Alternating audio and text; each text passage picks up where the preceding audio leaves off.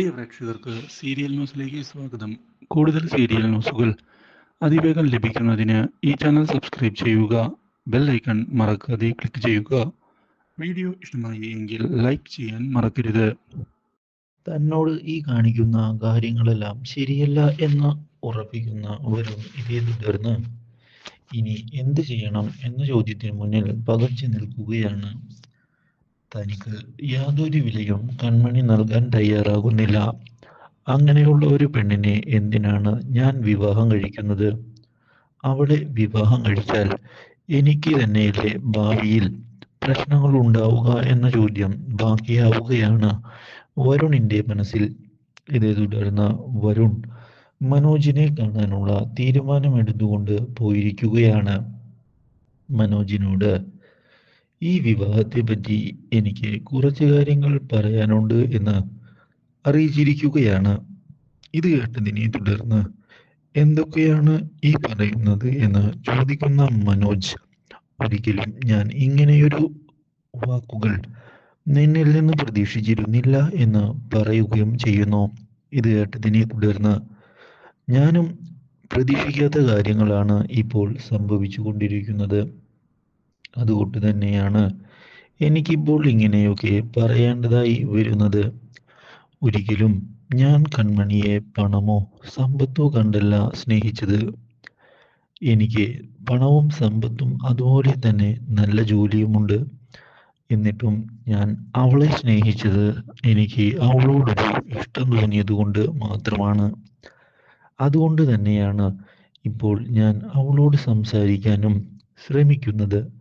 പക്ഷേ അവളാണെങ്കിലോ എന്നെ ഇപ്പോൾ ഒരു മൈൻഡുമില്ലാത്ത പോലെയാണ് പോകുന്നത്. എന്താണ് ഇതിന് പിന്നിലെ കാരണം എന്ന് എനിക്കറിയില്ല. മാത്രവുമല്ല, എന്നെ നിരന്തരമായി അവോയ്ഡ് ചെയ്യുകയാണ് അവൾ.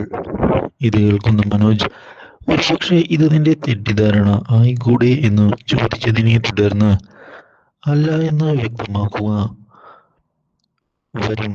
ഞാൻ ഒരുപാട് തവണയായി അവളെ ഫോൺ ചെയ്യുന്നത്. പക്ഷേ എൻ്റെ ഫോൺ കോൾ അറ്റൻഡ് ചെയ്യുന്നതിന് പോലും അവൾ ഇതുവരെ തയ്യാറായിട്ടില്ല. ആ കാര്യം എന്നെ മാനസികമായി വളരെയധികം വിഷമിപ്പിക്കുന്നുണ്ട് എന്നത് സത്യം തന്നെയാണ്. ഒരിക്കലും ഞാൻ ഇഷ്ടപ്പെടുന്ന പെൺകുട്ടി ഇങ്ങനെയൊക്കെ ചെയ്യുന്നത് വേദനിപ്പിക്കുകയില്ല എന്നാണോ കരുതുന്നത്? ഞാൻ അത്രയധികം അവളെ ഫോൺ ചെയ്തു കഴിഞ്ഞു. ഒരിക്കൽ പോലും അവൾ ഫോൺ അറ്റൻഡ് ചെയ്യാൻ തയ്യാറായിട്ടില്ല. അറ്റൻഡ് ചെയ്തിട്ടുണ്ടെങ്കിലോ ഒന്നോ രണ്ടോ മിനിറ്റുകൾ മാത്രം സംസാരിക്കും. എന്താണ് എന്നിൽ നിന്ന് അവളെ ഇങ്ങനെ അകറ്റുന്നത് എന്നുള്ള കാര്യം എനിക്കറിയില്ല. ഒരിക്കലും അവൾക്ക് എന്നെ അംഗീകരിക്കാൻ സാധിക്കുകയില്ല എന്ന തോന്നലാണ് ഇപ്പോൾ എൻ്റെ മനസ്സിലുള്ളത്. അത് എന്തുകൊണ്ടാണ് എന്നൊന്നും എനിക്കറിയില്ല. ഞാൻ ഇപ്പോൾ ആകെ തകർന്നു കഴിഞ്ഞു. എനിക്ക് ഇനിയും ഈ വിവാഹവുമായി മുന്നോട്ട് പോകാൻ ബുദ്ധിമുട്ടുണ്ട്. ഇത് കേൾക്കുന്ന മനോജ്, നീ പറഞ്ഞതിൽ കുറച്ച് കാര്യമുണ്ട്. അവളുടെ സ്വഭാവം ഇപ്പോൾ മാറിയിട്ടുണ്ട്. കുറച്ച് അഹങ്കാരമൊക്കെ കൺമണിക്ക് വന്നിട്ടുണ്ട് എന്നുള്ള കാര്യം സത്യം തന്നെയാണ്. പക്ഷേ അതൊന്നും നീ വിഷയമാക്കേണ്ടതില്ല. കല്യാണം കഴിഞ്ഞാൽ അതെല്ലാം ശരിയാകും എന്ന് തന്നെയാണ് ഞാൻ വിശ്വസിക്കുന്നത്. അതൊക്കെ മാറ്റിയെടുക്കാനും നിനക്ക് സാധിക്കും. അതുകൊണ്ട് തന്നെ നീ യാതൊരു വിധത്തിലും പേടിക്കേണ്ടതില്ല എന്നാണ് എനിക്ക് പറയാനുള്ളത്. അങ്ങനെ അല്ല മനോജേട്ടാ, ഞാൻ അവളോട് സംസാരിക്കുന്നതിനായി പോയപ്പോഴൊക്കെ ഓരോ ഒഴിവുകഴിവുകൾ പറഞ്ഞാണ് അവൾ ഒഴിഞ്ഞു മാറുന്നത്. എന്നോട് സംസാരിക്കാൻ താല്പര്യമില്ലാത്തതുപോലെ. എന്താണ് അതിന് പിന്നിലെ കാര്യമെന്ന് എനിക്ക് മനസ്സിലാകുന്നില്ല.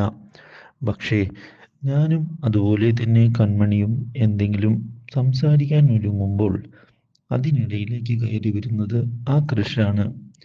എന്തോ പക വെച്ചുകൊണ്ടാണ് അവൻ വരുന്നത് എന്നാണ് എനിക്ക് തോന്നുന്നത്. അതുകൊണ്ട് തന്നെയാണ് ഞാനിപ്പോൾ ഈ കാര്യങ്ങളെല്ലാം പറയുന്നത്. കൺമണിക്കും കൃഷിനോട് എന്തോ അടുപ്പമുണ്ട് എന്നാണ് എനിക്ക് തോന്നുന്നത്. അതുകൊണ്ടാണ് എന്നെ ഇങ്ങനെ അവോയ്ഡ് ചെയ്യുന്നത്. ഞാൻ എത്രയൊക്കെ അടുക്കാൻ ശ്രമിച്ചാലും അവൾക്ക് എന്നോട് ഇഷ്ടമില്ലാത്ത സ്ഥിതിക്ക് യാതൊരു ഉപകാരവും ഉണ്ടാകുമെന്ന് എനിക്ക് തോന്നുന്നില്ല. അതുകൊണ്ട് തന്നെയാണ് ഞാൻ ഇനി ഒഴിഞ്ഞുമാറി നിൽക്കാൻ തീരുമാനമെടുത്തിരിക്കുന്നത്. ഈ വിവാഹം വേണമെങ്കിൽ വേണ്ട എന്ന് വെക്കാനും ഞാൻ തയ്യാറാണ്. അഭിമാനം നഷ്ടപ്പെട്ടുകൊണ്ട് എത്ര നാൾ ഇങ്ങനെ മുന്നോട്ട് പോകും? എനിക്കതിന് സാധിക്കുമെന്ന് തോന്നുന്നില്ല. അതുകൊണ്ട് തന്നെയാണ് ഞാനിപ്പോൾ ഇങ്ങനെയൊരു തീരുമാനമെടുത്തിരിക്കുന്നത്. ഇത് കേൾക്കുന്ന മനോജ് എടുത്തു ചാടി ഒരു തീരുമാനം എടുക്കരുത് വരുൺ. ഞാൻ എന്തായാലും നിനക്ക് വേണ്ടി കൺമണിയോട് സംസാരിക്കാം. ഞാൻ പറഞ്ഞത് അവൾ കേൾക്കുമോ എന്ന് ഇപ്പോൾ എനിക്ക് പറയാനാകില്ല. അവളുടെ സ്വഭാവമാകെ മാറിപ്പോയിരിക്കുകയാണ്.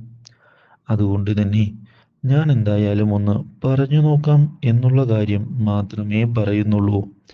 ബാക്കി എന്താണ് വരുന്നത് എന്ന് നമുക്ക് നോക്കാം.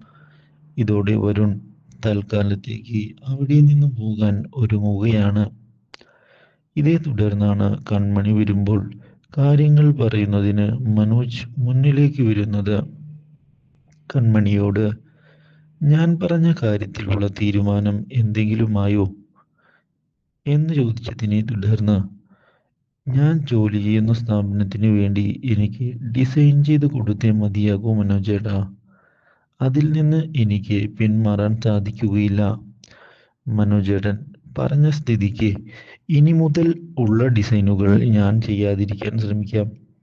അതുപോലെ ഇത് കേട്ടതിനെ തുടർന്ന് അപ്പോ നീ ഞാൻ പറയുന്നത് അനുസരിക്കുകയില്ല അല്ലേ? വരുണിനെയും നീ ഇപ്പോൾ അപമാനിച്ചു വിട്ടു എന്ന് എനിക്ക് അറിയാം. നീ എന്ത് കണ്ടിട്ടാണ് ഈ കിടന്ന് ചാടുന്നത് എന്നാണ് എനിക്ക് ചോദിക്കാനുള്ളത്. നീ പോകുന്ന വഴി ശരിയല്ല. ഇതിനെല്ലാം നിനക്ക് തിരിച്ചടി കിട്ടും എന്നുള്ള കാര്യം ഞാൻ ഓർമ്മിപ്പിക്കുകയാണ്. എനിക്ക് പറയാനുള്ളത് ഞാൻ പറഞ്ഞു.